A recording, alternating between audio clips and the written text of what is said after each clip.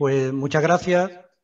por vuestras presentaciones y por la invitación del Ateneo de Jerez a la participación en esta actividad. Y no me resisto a comentar que para mí supone una gran alegría formar parte de este foro en el día de hoy, porque me retrotrae a una etapa de mi vida profesional, que han mencionado, por cierto, que resultó ser muy edificante cuando desempeñé el trabajo de documentalista del Ateneo Científico, Literario y Artístico de Madrid. Fue en los años 2007 a 2010, la época en la que lo presidía por una parte José Luis Avellán y seguidamente Carlos París, con Isabel Herrero como secretario de la Junta de Gobierno. Y el producto de... Pasarlo a mano derecha. Perdón, sí, y el producto de aquel trabajo pues fueron esos dos libros que acabas de citar, El Ateneo Intervenido, donde investigamos cómo se desarrolló la ocupación de esta institución, que por cierto acaba de cumplir el bicentenario, por parte de los falangistas, y cómo se convirtió en una caja de resonancia de la cultura, entre comillas, del franquismo. Y luego también participé en el libro colectivo Las Estrellas del Ateneo, donde se analiza cómo el franquismo hizo desaparecer todas las evidencias simbólicas referidas digamos, a la trayectoria masónica de miembros del Ateneo, y eso quedó totalmente borrado. Pues entonces decía que, por tanto, para mí es una gran alegría participar en esta actividad del Ateneo de Jerez, porque sé cuál es el espíritu ateneísta y yo me siento imbuido de este espíritu. Bien, entonces pasando ya a la intervención propiamente dicha, hay que decir que el estudio sobre los sucesos de la Sauceda y el Marrufo realmente constituye digamos, el producto de un estudio colectivo, porque en este análisis participaron distintos profesionales, historiadores, arqueólogos, antropólogos, investigadores, familiares de víctimas, y el producto de esta investigación, que como mínimo se remonta al año 2009, donde fecha en la que se iniciaron estas reuniones con distintos investigadores, pues ha culminado en distintos aspectos, de los que hablará luego el presidente del foro, Andrés Rebolledo, pero que, por lo que a mí atañe, ha culminado en la publicación de un libro colectivo que habéis mencionado, Las fosas comunes del Marrufo, que acaba de editar la Diputación de Cádiz. Ahí se recogen, por una parte, los estudios históricos de lo que aconteció en aquel lugar desde el golpe de Estado contra la República hasta el tiempo en el que las tropas sublevadas ocuparon toda esta zona, que fue ya bien entrado el otoño. Luego hay un apartado referido a las catas y exhumaciones arqueológicas por parte del arqueólogo que dirigió estos trabajos, que es Jesús Román Román, y luego un tercer apartado de antropología física, que está escrito por Juan Manuel Guijo y Juan Carlos Pesero, que fueron los antropólogos físicos que participaron en los análisis de los restos humanos que se recuperaron en el Marrufo. Hay que recordar que, como bien habéis dicho, el Marrufo es una finca del término municipal de Jerez de la Frontera, aunque está muy próxima a la Sierra de Cádiz y casi el limítrofe con la provincia de Málaga, y que allí, como sabemos, se produjo el secuestro, la tortura y el fusilamiento de un número indeterminado de personas que se mantuvieron fieles al gobierno de la República desde el golpe de Estado del 18 de julio hasta el 31 de octubre, 1 de noviembre, que fue la fecha en la que esta zona fue ocupada por las tropas sublevadas. Hay que decir, por tanto, que la Sauceda, que recordemos que es una zona que contiene un diseminado de 12 núcleos habitados que pertenecen a la provincia de Málaga, pero limítrofe con la provincia de Cádiz, digamos que esta zona fue el último foco de resistencia republicana frente al avance de las tropas sublevadas. Y hay que decir que, además de la población autóctona, en este entorno se refugió población que procedía de distintos lugares de la provincia de Cádiz, fundamentalmente de las pedanías de Jerez de la Frontera, por ejemplo, del Mimbral, de San José del Valle, del propio Jerez, además de otras poblaciones cercanas, como Ubrique, Corte de la Frontera, algunas poblaciones de la Serranía de Ronda, etcétera, etcétera. Entonces, tanto la población refugiada como la población autóctona resistió, digamos, en este periodo y mantuvo viva la llama de la legitimidad republicana, y se organizó la vida cotidiana mediante el establecimiento de unos comités el principal de los cuales fue el Comité de la Sauceda, propiamente dicho. Hay que decir que de estos 12 núcleos habitados tenían la denominación en el padrón de la Sauceda, pero uno de ellos se llamaba la Sauceda propiamente dicho. Y hay que decir que este poblado fue, digamos, la víctima de un hecho excepcional, que fue un bombardeo. Se fue bombardeada la población civil y la posterior desaparición literal y física de este poblado. Entonces, lo que nosotros hemos hecho es reconstruir o intentar reconstruir los episodios que ocurrieron en esta zona, no solamente ya con el golpe de Estado, sino con los antecedentes de la época republicana propiamente dicho, luego la resistencia republicana frente al golpe y luego la ocupación por parte de los sublevados y la subsiguiente represión. Hay que decir, por tanto, que al público de Jerez le interesa este tema porque, por lo que hemos dicho,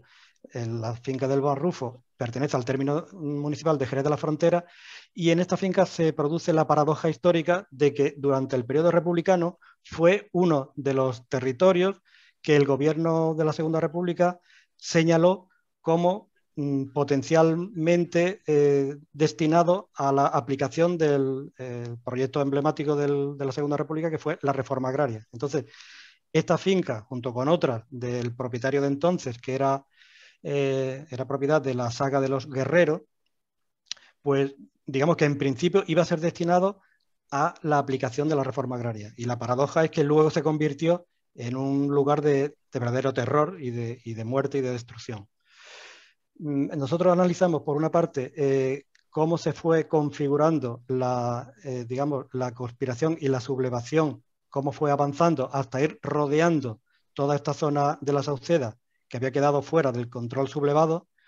y cómo fueron avanzando partiendo precisamente del propio golpe de Estado que se produjo, digamos, a escala local en Jerez de la Frontera. Nosotros utilizamos un documento que localizamos en el Archivo Militar de Ávila, que es la memoria del propio comandante militar de la plaza de Jerez de la Frontera, Salvador de Arizón, el marqués de la Casa de Arizón, y que él cuenta cómo se produjo el golpe de Estado a escala local desde su punto de vista. Entonces es un documento de interés que permite la reconstrucción casi por minutos de lo que ocurrió en la ciudad de Jerez de la Frontera para que el golpe de Estado triunfara allí. Entonces, esto nos conecta con el hecho de que toda la zona de la Sauceda fue ocupada por 4 columnas sublevadas y una de estas columnas estaba comandada precisamente por el comandante militar de Jerez de la Frontera, que organizó una columna que avanzó hasta todo este territorio y en confluencia con otras 3 que procedían de Jimena, Alcalá de los Gazules y Ubrique, propiciaron la ocupación de este territorio. Hay que decir también que la columna procedente de Ubrique estaba comandada por el comandante militar de Ubrique, el guardia civil José Robles Alés. Y hay que decir que nosotros también estudiamos la trayectoria previa de este golpista y precisamente tuvo una intervención destacada también en el golpe de Estado de Jerez. Él participó en digamos, la conspiración, en la sublevación en Jerez de la Frontera antes de ser nombrado comandante militar de Ubrique y comandar esta columna que fue precisamente la que ocupó el Marrufo. Entonces, el destacamento militar que se instaló en el Marrufo fue dirigido precisamente por José Robles Alés. Y ahí es donde hemos dicho que se produjeron episodios de detención ilegal, de tortura y de fusilamiento de un número indeterminado de personas. Un apartado, digamos, problemático en el estudio de la represión en esta zona es el hecho de que se produjo en un momento de lo que podríamos llamar el terror caliente. Y este terror caliente se produjo de manera subsiguiente a lo que ya he comentado de un bombardeo por parte de la aviación franquista. Había una teoría que decía que el bombardeo había sido cometido por la aviación alemana, pero nosotros en documentos del archivo de Villaviciosa de Odón, el archivo de la aviación, localizamos un documento donde se especificaba las órdenes que se dieron por parte del mando militar sublevado desde Sevilla para la organización no solamente del bombardeo, que se produjo el 31 de octubre del año 36, sino también de la organización de las columnas que iban a acompañar o iban a intervenir subsiguientemente al bombardeo. Entonces, una vez ocupado esta zona con la destrucción literal del poblado de la Sauceda, la huida de las personas que pudieron y el secuestro de los que no pudieron huir, pues se produjeron los episodios primero de violencia del periodo conocido como terror caliente, es decir, fusilamientos sin juicio previo y con dificultad para el investigador desde el punto de vista de la falta de una documentación exhaustiva. Y luego lo que se produjo fue la represión judicial, ya sí a partir de los procedimientos sumarísimos de urgencia que instruyeron los militares sublevados. Hay que decir que pese a que hay una gran dificultad para, digamos, cuantificar e identificar las personas que fueron asesinadas, sí contamos con algunas referencias documentales. Por una parte, la propia documentación de los sublevados, la hoja de servicio de los militares que comandaban las columnas, dan pie al dato, a conocer el dato de que en la ocupación de la Sauceda, el 31 de octubre, 1 de noviembre, por una parte del territorio, se produjo la muerte de 50 republicanos y por otra, es decir, por la zona del Marrufo, se produjo la muerte de otros 20 republicanos. Esos son datos que tenemos de fuentes precisamente sublevadas. Luego existe el recurso, por supuesto, a los familiares, a los testimonios de los familiares. Y eso nos ha permitido localizar o identificar a medio centenar de personas que desaparecieron de manera forzada y violenta. Y por otra parte existe un documento muy interesante que precisamente fue localizado por dos historiadores jerezanos, Juan Ignacio Gómez Palomé, que ha fallecido recientemente, y Manuel Ramírez López, en el Archivo Diocesano de Cádiz, que es un documento del párroco de la pedanía del Mimbral, que anotó la identidad, la fecha de desaparición y lugar de desaparición de sus feligreses que faltaron luego en su feligresía. Entonces, él hizo este recuento, pero no con ánimo de, digamos, de hacer una recopilación desde el punto de vista de digamos, de un malestar por la desaparición, simplemente fue un listado que él confeccionó para saber precisamente quiénes eran las personas que faltaban en su feligresía. Y este documento nos permite identificar a 52 personas que desaparecieron de manera forzada en todo este territorio, y nosotros hemos hecho un estudio específico de 18 de estas personas que procedían de la ermita, o sea, de la pedanía donde estaba la ermita del Mimbral. Y este estudio nos permite avanzar que se produjeron los asesinatos de estas 18 personas desde el 1 o 2, porque hay un pequeño problema de identificación, 1 o 2 de noviembre hasta el 15 de noviembre, o sea, la primera quincena de noviembre del año 36, y hay una secuencia, podemos incluso cuantificar la secuencia de 3,6 personas diarias fusiladas solamente de este contingente procedente del Mimbral. Entonces hemos hecho un estudio socioprofesional, demográfico, de edad. La mayoría de estas personas eran naturales de Ubrique, pero el resto eran naturales de las zonas de Jerez, de las pedanías cercanas. Eso por lo que respecta al contingente procedente del Mimbral. La dificultad está digamos, en casar estas distintas cifras que tenemos de los 70 fusilados o muertos de manera violenta en el momento de la ocupación, ese medio centenar que tenemos por parte de los testimonios de los familiares y los 52 que nos permite avanzar el documento del párroco del Mimbral, del presbítero del Mimbral. Lo que sí es cierto es que cuando se hizo el proceso de exhumación se localizaron 7 fosas con 28 cuerpos, que son los que se recuperaron realmente. Esto no quiere decir que no existan más víctimas sin documentar o víctimas que no han podido ser exhumadas, entre otras razones por la gran dimensión y dispersión de toda esta zona y no se han acometido estudios arqueológicos en todo este ámbito. Entonces, como sí teníamos una referencia de dónde estaba localizada esa fosa, aunque luego ya Andrés Rebolledo se detectar ese detalle, pues en definitiva lo que tenemos son 28 cuerpos con signos de violencia que luego han sido recuperados, estudiados desde el punto de vista de la antropología física y luego enterrados dignamente. Hay que decir entonces que el estudio que nosotros hicimos, digamos que se detiene en todo este proceso de ocupación de la zona, que digamos que, como repetimos, fue la última llama que mantuvo viva la llama de la República en ese territorio, y luego se hace el estudio de la represión judicial. Este estudio de la represión judicial se hace a partir de la documentación existente en el Archivo Militar Territorial II de Sevilla, que contiene todos los consejos de guerra que se tramitaron a partir de final de febrero, principio de marzo del año 37. Entonces ahí fueron sometidos a consejos sumarísimos personas que fueron capturadas, que o bien eran autóctonos de allí o bien estuvieron refugiados, y también personas que transitaron por la Sauceda con destino a Málaga, que todavía estaba bajo control gubernamental. Entonces hemos hecho un estudio sobre todos estos procesos. Son varios juicios que se desarrollaron en Arcos de la Frontera. Fueron enjuiciados casi un centenar de personas, y ahí algunos fueron condenados a muerte, con muerte ejecutada, otros a cadena perpetua, a reclusión perpetua, y luego a distintos años de cárcel. Entre las personas que fueron sometidas a juicio sumarísimo están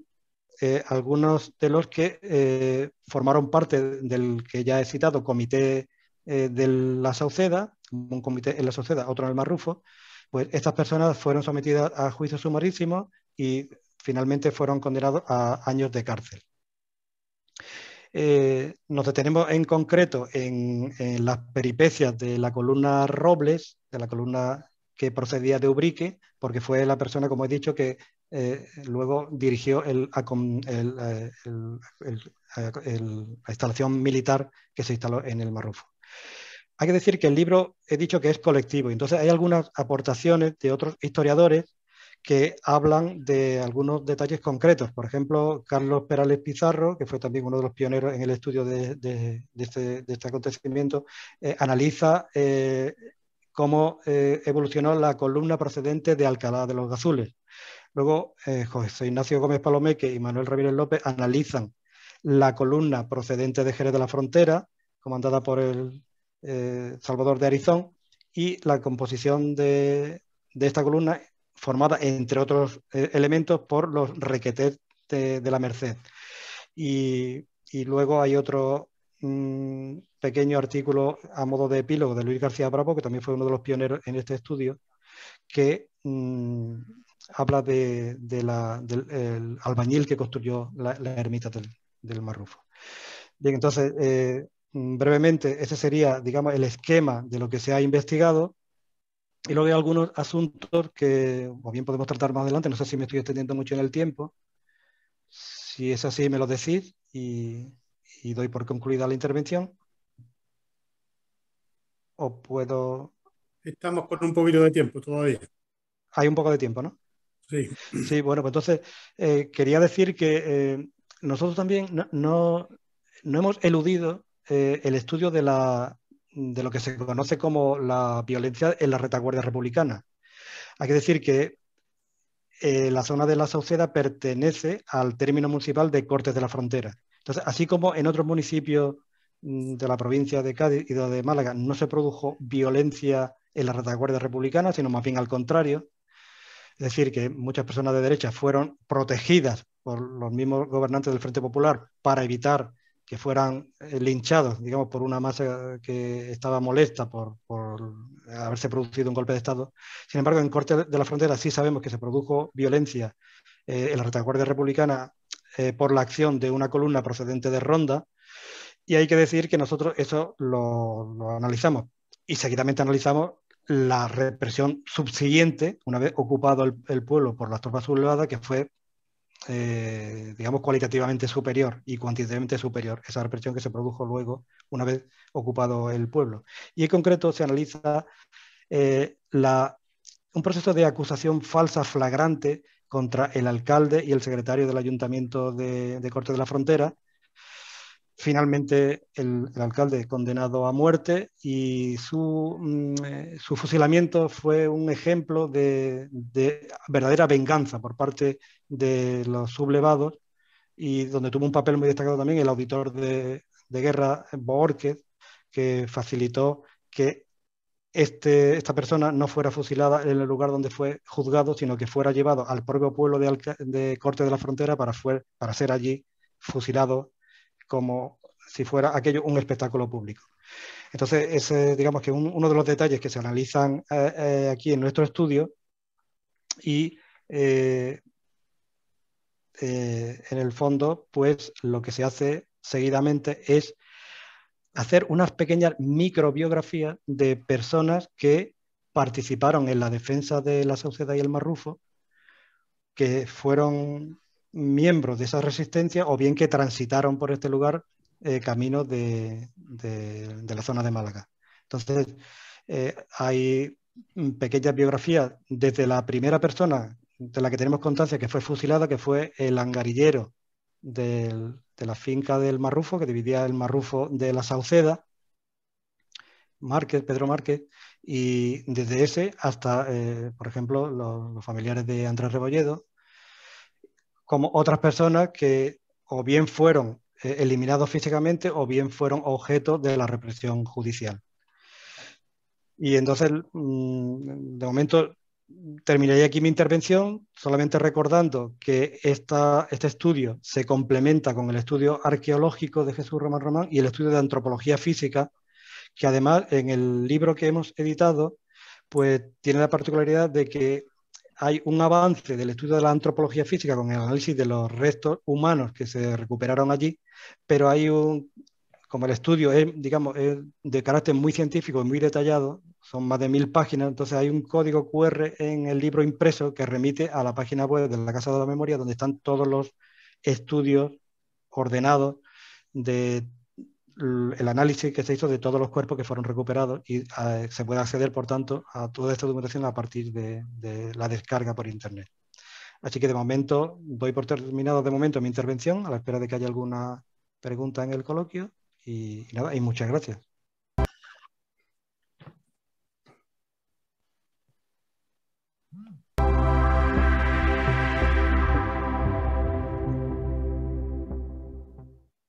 Mi nombre es Andrés Rebolledo Barreno, nací aquí en Jimena en junio del año 63,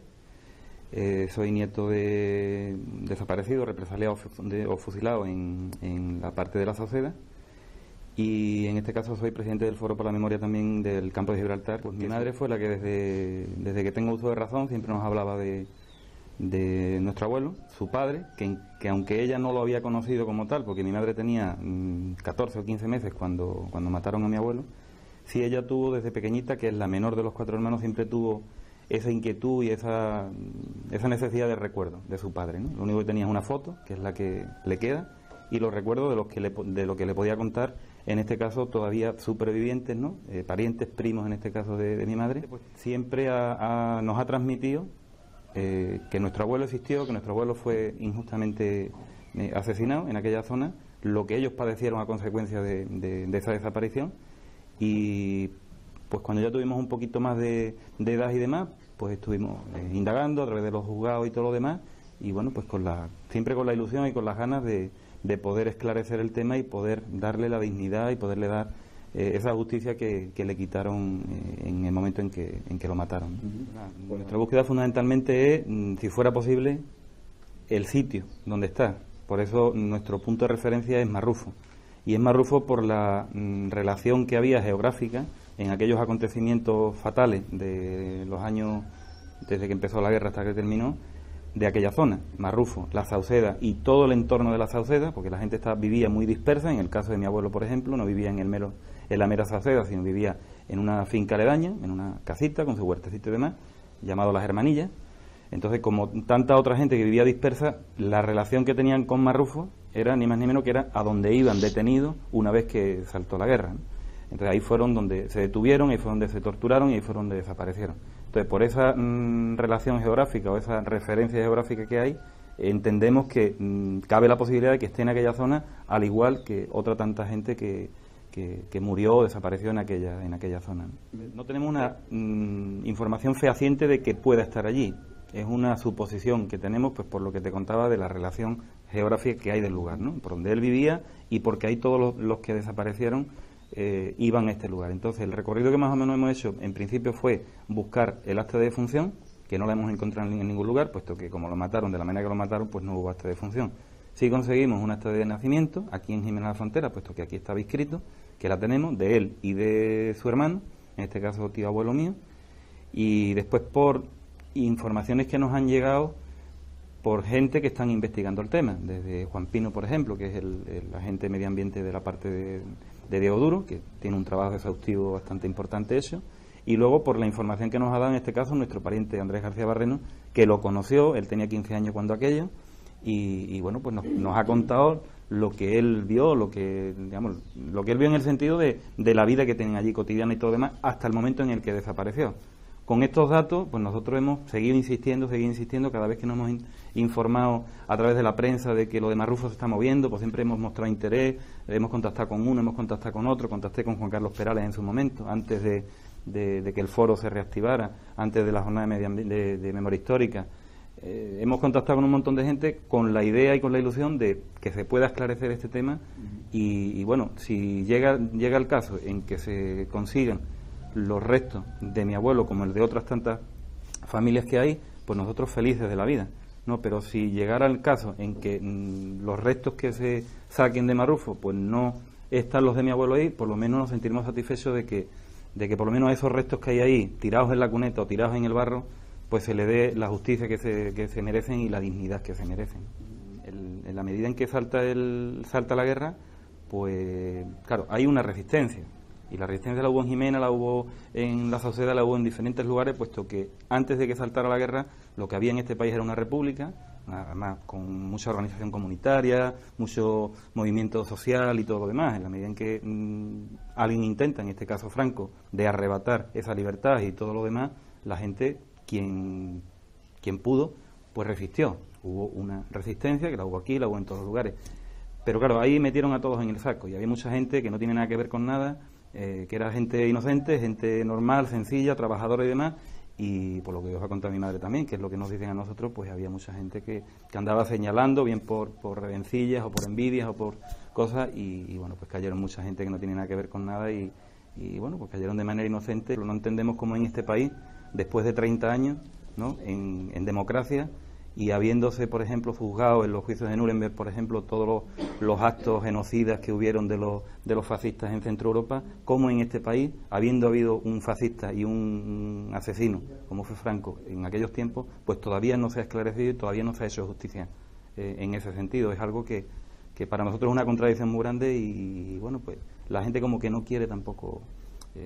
hablar y no quiere saber y demás, ¿no? Es una cuestión muy delicada, muy complicada, pero que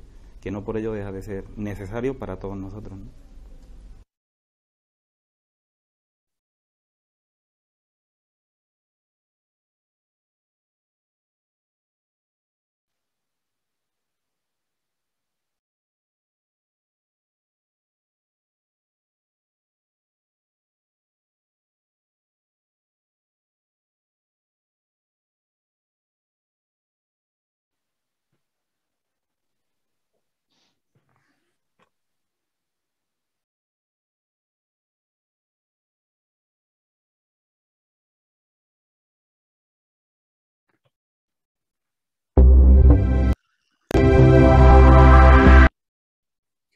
Bien, bueno, pues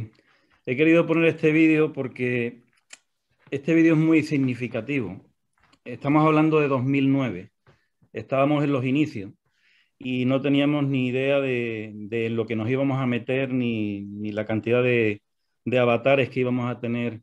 en el transcurso de toda esta larga década, ¿no? Estamos hablando de 2009, no teníamos absolutamente nada. Yo acababa de incorporarme al Foro por la Memoria del Campo de Gibraltar y siempre con la intención y siempre con el deseo de que Marrufo se convirtiera en el proyecto principal del foro en ese momento. estábamos hablando de que la Ley de Memoria de Zapatero de 2007 estaba en activo todavía. Presentamos un proyecto de investigación histórica y prospecciones y catas arqueológicas en el Marrufo con la intención de lograr todo eso que estoy hablando yo en ese vídeo de 2009. A partir de ahí, con ese proyecto ya aprobado por parte del Ministerio de la Presidencia, contactamos con infinidad de historiadores de la zona, entre ellos Fernando Sigle, que ha sido durante todos estos años, desde ese 2009 prácticamente, nuestro compañero y asesor histórico en todo lo correspondiente a esa etapa y a esa zona. Y también los compañeros de Jerez, Manuel Rodríguez, Manuel Ramírez, José Ignacio Gómez Palomeque, estamos hablando de Carlos Perales, estamos hablando de Luis García Bravo, estamos hablando de Juan Pino, estamos hablando de un montón de personas que en aquel año 2010 se incorporaron al proyecto de investigación histórica, aportaron todo lo que tenían, que nos ayudó muchísimo porque ahí empezó a generarse forma, ¿no? A generarse la forma de eso que anhelábamos, ¿no? De ese proyecto que teníamos en mente, al menos de localizar las fosas, y partíamos de ahí, porque solamente había testimonios orales, había alguna que otra investigación que sí indicaban que ahí había habido pues una cruz puesta en el llano de los muertos, creo que le llamaban y tal. Entonces con ese proyecto iniciamos esas primeras prospecciones ya en 2011, julio de 2011. En esas prospecciones logramos rescatar más de un centenar de evidencias balísticas de arma corta y arma larga, tanto casquillos como balas, de los dos tipos de armas utilizados, tanto en el fusilamiento como en el tiro de gracia, ¿no? Quiere decir que con estas prospecciones dimos con el lugar. Con esas fotos que se ven ahí, se ve el lugar exacto de esas fosas comunes. Había un testimonio oral de una persona que ya también falleció, José Lobato, de aquí de Jimena, que con 7 años estuvo detenido allí en aquel campo de concentración del Marrufo junto a su padre, y es de los poquitos que se salvaron, porque ahí la mayoría fueron fusilados, ¿no? Entonces este hombre sí nos llevó al sitio, nos indicó dónde estaba la fosa común. Ahí partió también un proyecto de la Diputación de Cádiz que lo realizó Jesús Román, compañero arqueólogo que nos ha estado acompañando durante todos estos años también, y fue el coordinador arqueológico de la exhumación como tal. Nos llevó al sitio y ahí estaban los májanos de piedra. No había duda. Estaban los májanos de piedra, estaban las evidencias balísticas, y en ese mismo año 2011 hicimos las catas arqueológicas de las 3 fosas comunes localizadas con esos májanos, donde en 2 de ellas que dieron positivo encontramos 4 cuerpos, 2 en cada una de las fosas. En uno, 2 cráneos enfrentados, y en la otra extremidades inferiores también que indicaban que efectivamente ahí estaban enterrados los que habían fusilado. Ahí terminaba una fase importante porque habíamos localizado el lugar, había dado positivo la evidencia tanto balística como de cuerpos. Pero claro, el reto, aunque estábamos muy satisfechos, el proyecto había sido un éxito a todos los niveles, tanto a nivel de investigación como también a nivel de localización. El reto, lógicamente, era la exhumación, porque era lo que anhelábamos, ¿no? Tanto familiares como todas las personas que han estado colaborando en este proyecto, simpatizantes y demás. En ese momento, con esos resultados, entendíamos que teníamos que dar una rueda de prensa que se enterara toda España de lo que habíamos encontrado allí, porque era un lugar singular, ya no solamente por lo que comentaba Fernando, que fue un poblado borrado del mapa por la aviación y por la quema de todas las viviendas una vez que fue tomado el poblado de la Sauceda, sino también por ese lugar siniestro en el que se convirtió el Cortijo del Marrufo. Aquello se convirtió en un campo de concentración donde hubieron vejaciones, hubieron violaciones, hubieron torturas, puesto que las mujeres las encerraban en lo que es la ermita, a los hombres los encerraban en las 3 naves agrícolas que tiene el propio Cortijo, y entendíamos que eso lo teníamos que explicar, teníamos que hacer una rueda de prensa y que no fuera de ámbito local. Así que nos fuimos a Madrid, hicimos una rueda de prensa en toda regla, nos apoyaron el Movimiento Memorialista de Madrid, salió en todos los medios de comunicación a nivel nacional, y en ese momento se puso en contacto con nosotros un familiar que vivía en Barcelona, tenía a su bisabuela y a su abuelo desaparecidos, se puso en contacto con nosotros, había leído lo que se había escrito en prensa de lo que habíamos localizado y tenía mucho interés en conocer tanto a nosotros como el lugar también y ver en qué podía colaborar. Este hombre se trataba de un empresario de aquí, de la línea de la Concepción, pero que se fue a Barcelona y luego fue emigrante en Suiza y tal, y creó una empresa relojera. Hoy día tiene una gran empresa y apoyó a este proyecto, se ofreció a colaborar con nosotros para realizar la exhumación. Después de valorar mucho y hablar mucho sobre el tema, aceptamos el ofrecimiento. En 2012 se realizó la exhumación. En ese momento se creó la Asociación de Familiares Represaliados por el Franquismo de la Sauceda y el Marrufo, para que fuera la responsable directa de esta exhumación, que fuéramos los propios familiares asociados los que lleváramos a cabo todo este proyecto. Este proyecto fue, lógicamente, tratado científicamente a través de profesionales, arqueólogos, antropólogos, con todo un trabajo topográfico previo, asesorado de manera histórica por parte de Fernando Ziegler y algunos otros compañeros, y hubieron 4 meses de exhumación. Eso fue en 2012, empezamos en julio, terminamos en octubre. Las 3 fosas se convirtieron en 7. En esas 7 fosas localizamos 28 cuerpos, 7 de ellos mujeres, todos con signos de violencia, maniatados con alambre, arrojados a la fosa, todos con el tiro de gracia. Es decir, las evidencias propiamente de violencia, el propio antropólogo Juan Manuel Guijo, que fue el responsable antropológico de este proyecto, en más de una ocasión ha expresado, utilizando términos de genocidio, por lo que ha visto en esa fosa de cómo estaban arrojados y todos esos signos de violencia que tenían. Entonces, en ese no parar, en ese 2012, teníamos la necesidad de ver, o teníamos la inquietud de saber dónde íbamos a ubicar a esos 28 cuerpos, o esos cuerpos que salieran, que en ese momento no sabemos cuánto iban a ser, podrían ser más, podrían ser menos, pero tendríamos que ubicarlos de manera digna en algún lugar. El cementerio de la Sauceda, propiamente, que estaba allí, pues estaba abandonado, estaba destruido, se nos presentaba como una oportunidad de poder restaurarlo, de poder rehabilitarlo, como para ello. Entonces le planteamos a esta persona, Miguel Rodríguez, la posibilidad de apoyar también la restauración o rehabilitación de este cementerio, y así se hizo. Previo a todo eso y en mitad de la exhumación, por las fotos que he visto ahí, presentamos la denuncia en el juzgado de Jerez, donde, pues lógicamente por protocolo y por propia justicia, que entendíamos que debía ser así, nos pusimos en manos de una abogada de Sevilla que, ha tratado alguna que otra vez temas de este tipo. Nos presentamos en el juzgado, presentamos las denuncias correspondientes y también a la Guardia Civil de Jerez, puesto que el Marrufo pertenece al término municipal de Jerez. Se presentaron allí a la fosa común, la Guardia Civil, vio lo que tenía que ver. Realmente no sabía qué hacer tampoco, porque es una situación un tanto extraordinaria. Efectivamente, allí estaban los cuerpos, ya se veían, y antes de levantarlos, pues entendíamos que había que presentar esa denuncia y que se personaran allí las autoridades correspondientes. Las denuncias no fueron a ningún lugar. Me refiero a que la respuesta fue clara. Esto se trata de una manera que son crímenes que han prescrito según la ley de amnistía que se firmó en el 77, y elevamos la denuncia a la Audiencia Provincial de Cádiz. Nos contestaron de la misma forma y además nos aplicaron las costas, ¿no? Entonces lo que hicimos, aparte de eso, fue hacer un encuentro de familiares antes de levantar todos los cuerpos, para que todos los familiares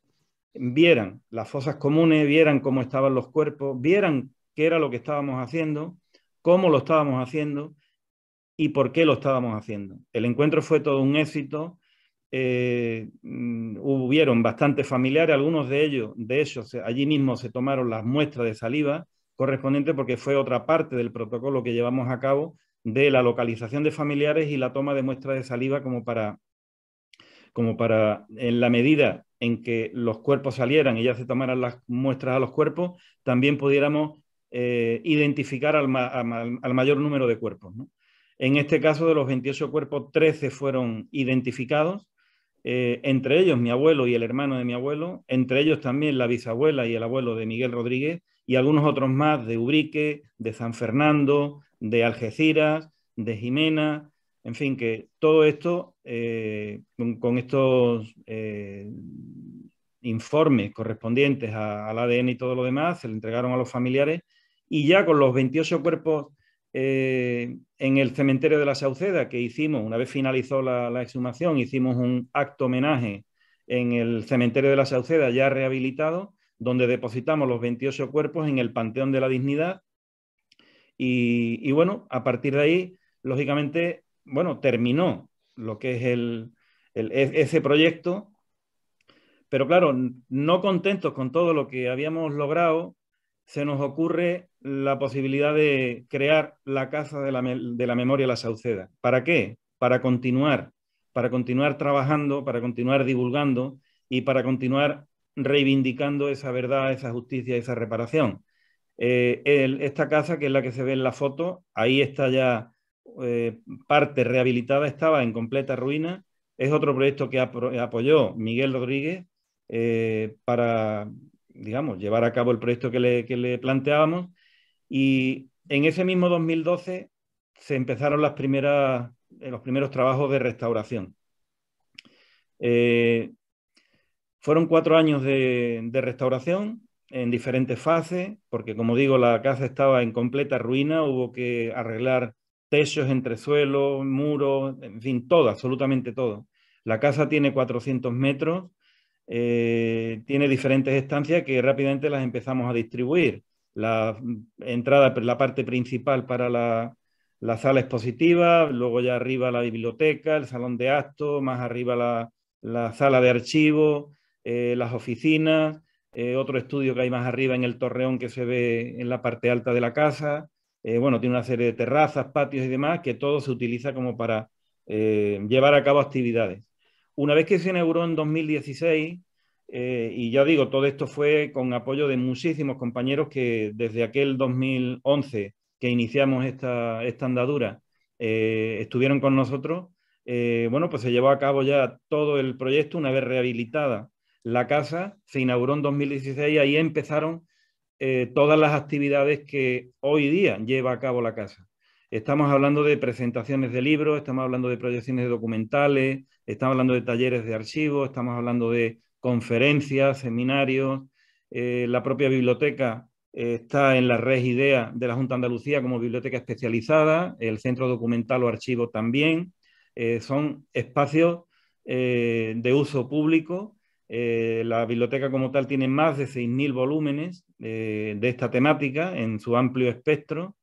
El archivo tiene cantidad de documentación. Ahí sí que Fernando, si tiene la palabra después, podría explicar un poquito brevemente qué es lo que tiene el archivo, ¿no? La importancia de ese archivo y demás. Y hay una parte importante de la casa que es la oferta educativa, porque desde el principio enviamos esa oferta educativa a los centros de secundaria y bachillerato de toda la comarca, y hasta antes del COVID sí que hemos